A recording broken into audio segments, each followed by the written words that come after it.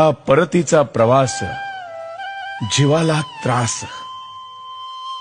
तुझ्यापासून दूर जाताना देहापलीकडे एक वेदना छळू लागते। तुझी असीम माया तेव्हा कुठे कळू लागते। नाही म्हणता म्हणता चंद्रभागा डोळ्यात राहून जाते, वेशी पार सोडायला ती पण येते।